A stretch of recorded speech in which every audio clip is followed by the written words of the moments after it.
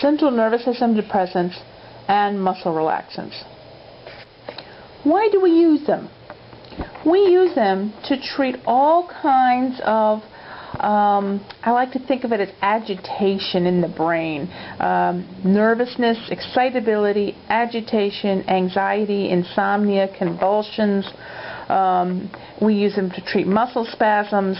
We do treat some forms of depression with it, alcohol withdrawal, and it is also part of balanced anesthesia or conscious and sedation for surgery. Well, if we're using it to calm the brain down or sedate it, what happens if we give too much? Well, we can end up with central nervous system depression and death, respiratory arrest, dizziness, the risk of falls, problems with lethargy. They can be habit-forming. And even though we often give them to help people sleep, they change the REM sleep patterns, resulting in agitation and an inability to deal with the stress of everyday life. Central nervous system depressants fall into various types. The first is sedatives or hypnotics, and this group includes barbiturates, benzodiazepines, and a miscellaneous group. Then we have the muscle relaxants. Sedatives are drugs that sort of have a calming effect on the person. They help them to calm down, be less excitable, be less irritable. But hypnotics help them to sleep.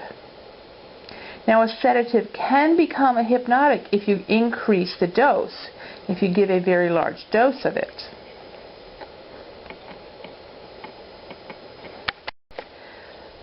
Barbiturates, well, they were an earlier drug.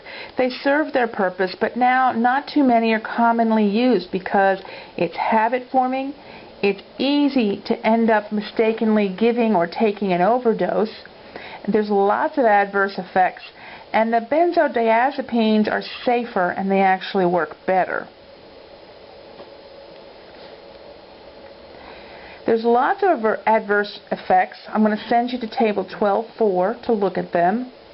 And even though they were created to help with sleep, they really have a lot of problems reducing REM sleep, and this results in agitation and an inability of the person to deal with the normal stress of life.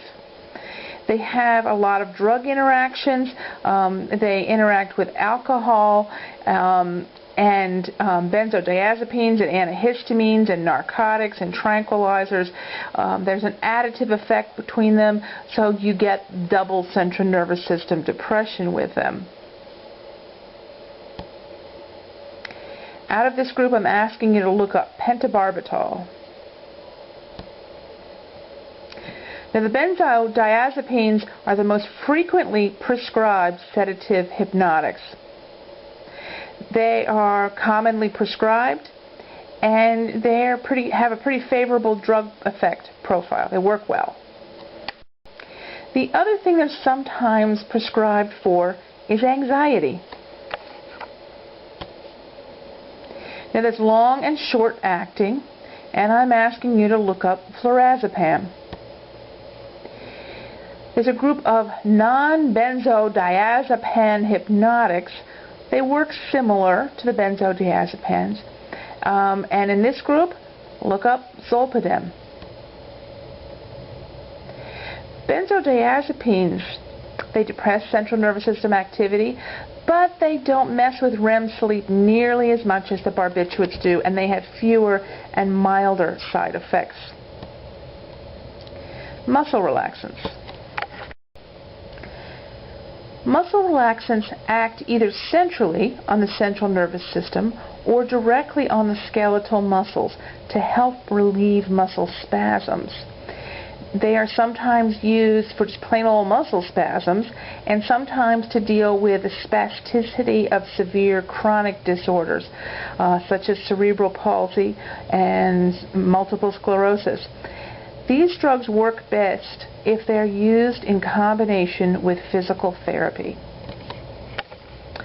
Dantrolene is a muscle relaxant, but it also has a second use to treat the malignant hyperthermia crisis. It helps to bring down the temperature. The muscle relaxant you need to look up is metaxalone. Now, nursing implications. This is for all the drugs in this category. You go through the assessment, look through their past, look through their medical, surgical history, and lifestyle history. If they're using it for insomnia, they should take it 15 to 30 minutes before they go to bed. Most benzodiazepines cause REM rebound. That means the next day they feel kind of tired and hungover. Need to use it with caution, especially with the elderly. Patients need to be told stay away from other CNS depressants and alcohol while they're taking these drugs. And check with a physician before they use any other over-the-counter medications. If they've been using these drugs for 3 to 4 weeks, they're going to have rebound insomnia. That means when they stop taking it, they're right back to having insomnia again. Safety is crucial with these drugs. It makes you sleepy. They make you groggy. They make your muscles relax. They need to, if they're in the hospital, need to have side rails up and bed alarms. People should not be smoking when they're using these drugs. They need assistance when ambulating, and the call light needs to be within reach. We're going to monitor for therapeutic effects, and we're going to monitor for the other adverse effects.